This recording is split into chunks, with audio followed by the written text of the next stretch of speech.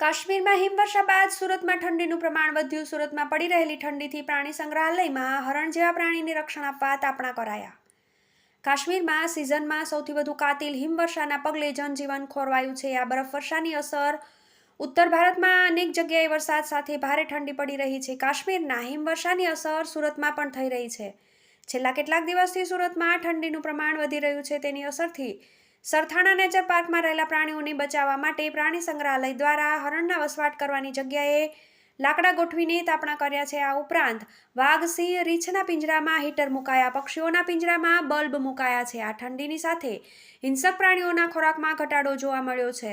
હાલ ડિસેમ્બરનો પૂરો થવા આવ્યો છે. જો કે ગઈકાલે કાશ્મીરમાં સિઝનની સૌથી વધુ હિમવર્ષા થઈ છે. કાશ્મીરમાં આ સિઝનમાં એટલો બરફ પડ્યો છે કે સેંકડો પ્રવાસીઓ કાશ્મીરમાં ફસાયા છે અને અનેક રસ્તાઓ બંધ થઈ ગયા છે.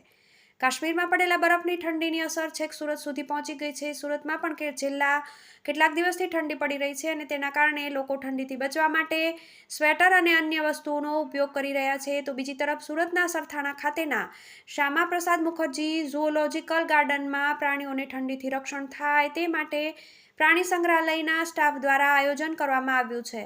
સરથાણા ખાતે નેચર પાર્કમાં પ્રાણીનો કુદરતી વાતાવરણમાં મેદાનમાં મૂકવામાં આવે છે અને તેઓ બહાર ન જઈ શકે તે માટે દિવાલ બનાવી દેવામાં આવી છે. પાલિકાના આ પ્રાણી સંગ્રહાલયમાં હરણ ખુલ્લામાં રહેતા હોય તેમને ઠંડી ન લાગે તે માટે લાકડા ગોઠવીને તાપણા કરી દેવામાં આવ્યા છે અને હરણ રાખવામાં આવ્યા છે. તે જગ્યાએ પાંદડા મૂકી દેવામાં આવ્યા છે તેથી તેઓ તેના પર બેસીને ઠંડીથી રક્ષણ મેળવી શકે છે. આ ઉપરાંત હવે ઠંડી વધી રહી છે તેથી રીંછ, વાઘ અને સિંહ જેવા પ્રાણીઓને રાખવામાં આવે છે. તેના પિંજરા બહાર હીટર ગોઠવી દેવામાં આવ્યા છે જેના કારણે આ ઠંડીમાં પ્રાણીઓને રક્ષણ મળી શકે છે. આ ઉપરાંત રીંછના ખોરાકમાં ઘટાડો થયો છે. હાલમાં ઠંડી વધુ હોવાથી માંસાહારી પ્રાણીઓના ખોરાકમાં પણ ઘટાડો થઈ રહ્યો છે. પક્ષીઓના પિંજરામાં બલ્બ મૂકી દેવામાં આવ્યા છે જેના કારણે પ્રાણીઓ સાથે પક્ષીઓને પણ ઠંડીથી રક્ષણ મળી રહ્યું છે.